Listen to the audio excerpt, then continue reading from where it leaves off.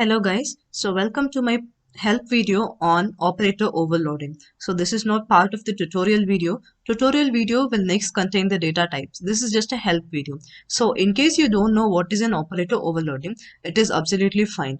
You can go through this video. But if you feel any term does not make any sense to you, please feel free to take a paper, note down the terms which you feel is difficult and check them up.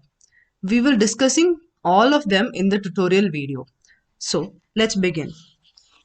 Operator overloading is the ability of the operator to perform more than one function.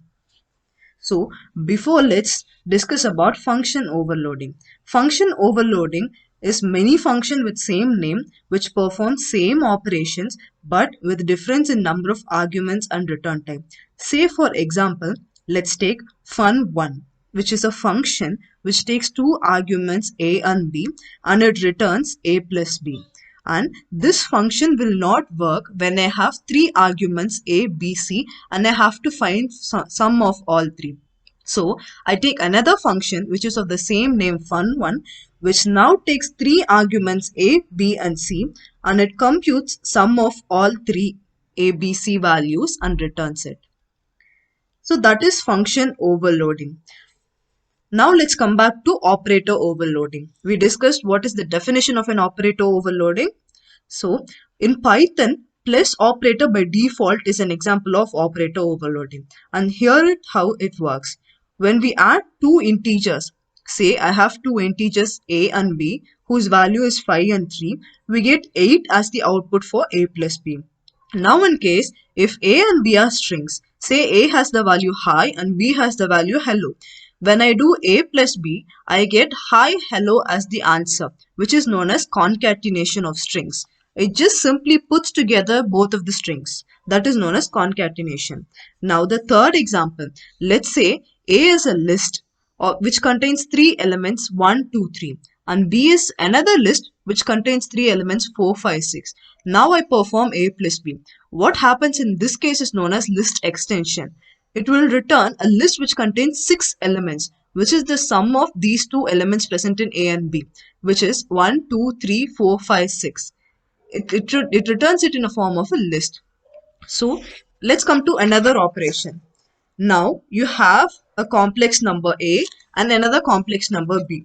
If you perform A plus B, we get the answer as the sum of imaginary parts are added together, the sum of real parts are added together, and it outputs the complex number.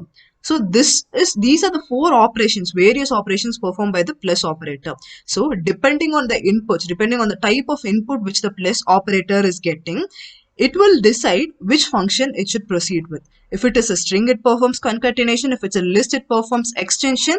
If it is a complex number, it has to segregate both the real and imaginary parts and it performs addition.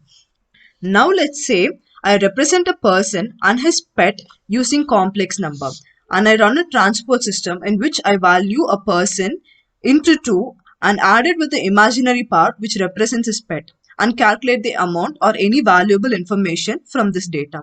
Now I need to perform operator overloading. One might think, why can't we use a function here?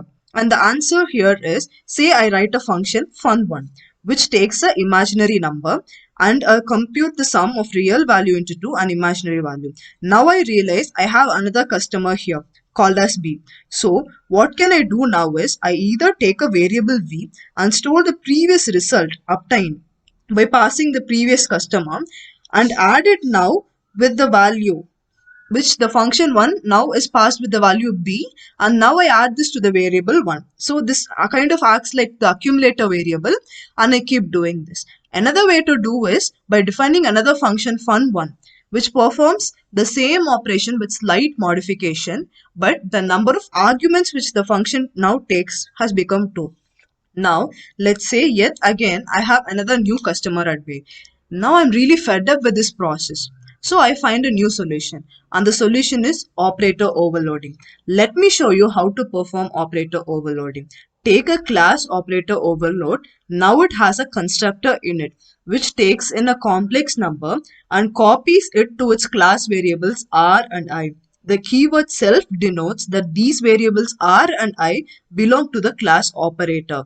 overload. Now let me give my own definition for the plus operator, which is done by defining the predefined function def add. Now I write its implementation. Let us create an object A for this class, and B is a complex number. Now if I execute A plus B, this A plus B is internally converted as A dot underscore underscore add of B. Now the definition which I have written in this class gets executed and I get the output. So what is the difference here, or what is the advantage here? Say I told you I have another customer C. Now I have so many customers A plus B plus C plus D. Suddenly somehow my transport system gained momentum. Now what I do is I simply write A plus B plus C plus D plus E and so on. This is a very simple operation. I needn't write another function. I needn't do any slight modifications or any modifications in the code. The compiler internally will take care of what has to happen if the number of variables increase. But if it is in the case of function, then I have to write so many functions depending on the number of arguments which is taking in. That's why we use operator overloading instead of function overloading. Now let me write all the names of the function which you have to override in order to change the functions which is performed by the operator. Let's say def add underscore underscore add underscore underscore will be used to override the operations performed by the plus operator. For minus operator, we have subtract. For multiplication, we have MUL. For division, we have true div. As another division is there, floor div. So for floor division, we have floor div. And for power, we have POW. And if you want to override the less than operator, we have LT. Def underscore underscore LT. Def underscore underscore GT can be used to override the greater than operator. Now LE will be used to override the less than or equal to. GE would be used to override the greater than or equal to. Now let's say we have this operator called plus equal to. We can also override that by using I add. Now this I before all these functions, I add, I sub, I mul and everything will make you to overload all these functions, which is plus equal to, minus equal to, into equal to and so on, whichever you decide to override. So that is all for operator overloading. I'm looking forward for all you guys in the next video. I hope you guys enjoyed this video. Please like, share and subscribe. Feel free to ask any doubts in the comment section. Thank you. Take care.